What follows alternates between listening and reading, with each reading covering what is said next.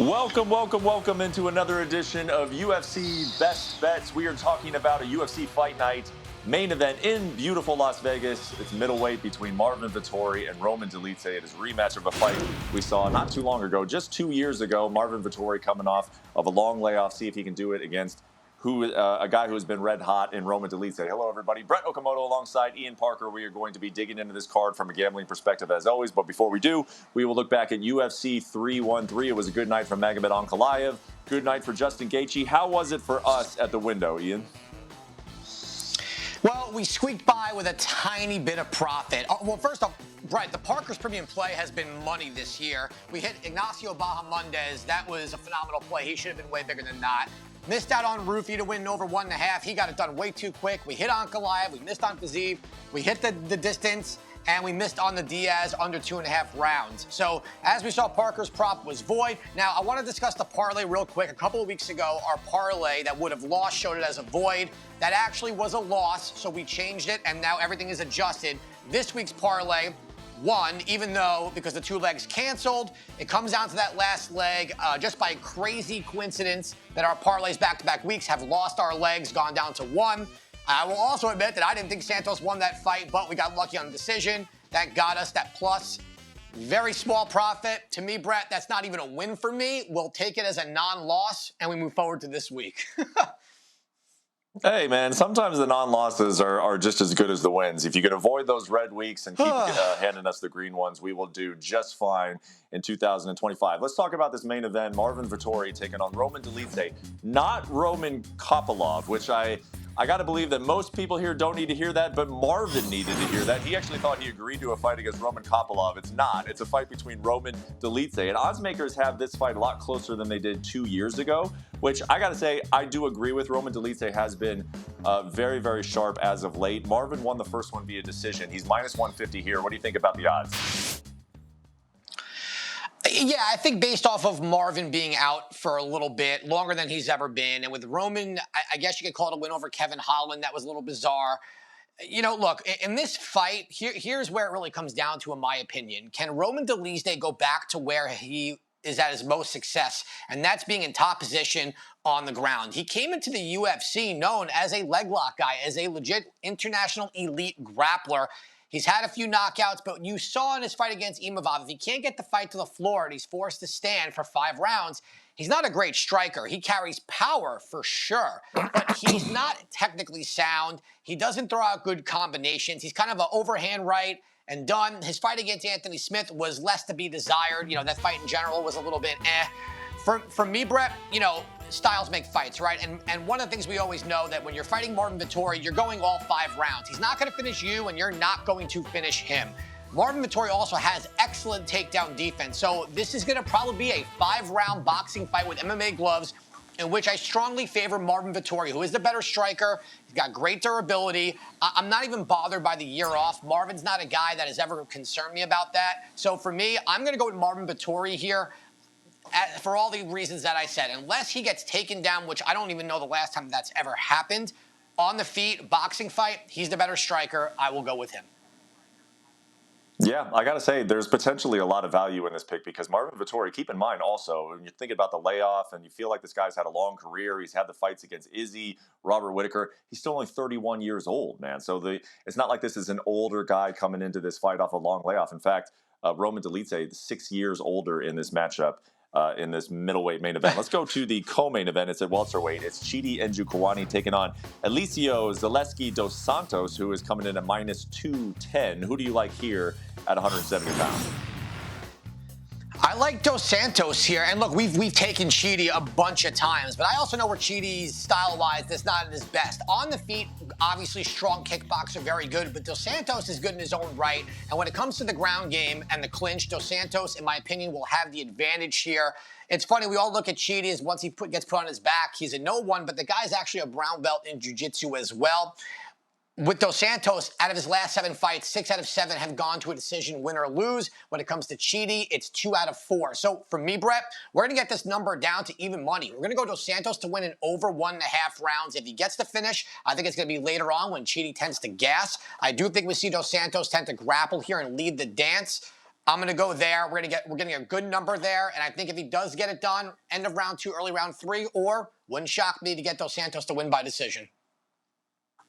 All right, so there's your pick for the co-main event. And as you mentioned when you were doing last week's recap, as long as you're hitting these premium plays, man, we are going to be in the green pretty much every single week. You have been hot with them lately, and your premium pick for this week is at the lightweight division. Alexander Hernandez taking on Kurt Hollabaugh. What do you got at 155?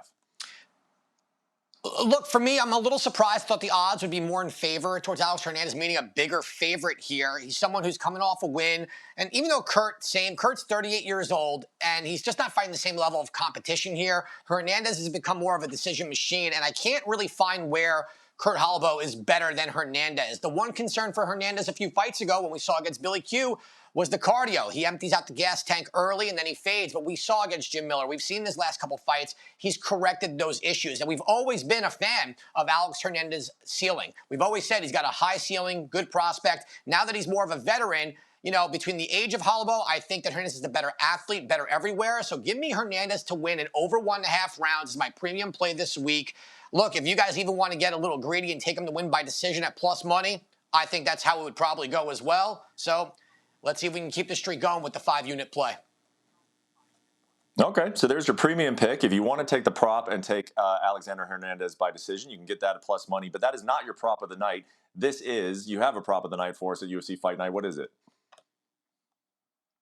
I'm going to go with Kevin Vallejos to win by TKO or KO. I don't love the number at minus 175, but he is fighting someone who's coming off of, you know, in his last couple of losses, he's been knocked out. Vallejos is a guy that really stands out to me. Great striker. I mean, this is someone who went to a decision. I think he was 21 or 22 years old when he fought Gene Silva and arguably won round 1. He's got a lot of skills here. Very well-rounded fighter. His opponent's chin at this point, I don't think could take much more. Not saying it happens right away early in round 1, but over time, I think Vallejos gets it done by knockout, and we're going to cash that prop of the night. Okay, so the official prop of the night is in, and you got one more best bet for us, and it involves Ryan Spann moving up to heavyweight. He is plus 145. Where are we going with your final best bet this weekend? I love the way you leaded that in with Ryan Spann and not talking about Cortez Acosta. And I don't blame you for that because when I texted you, I was a little surprised at the move to heavyweight. But look, this is a guy in Spann who's very athletic.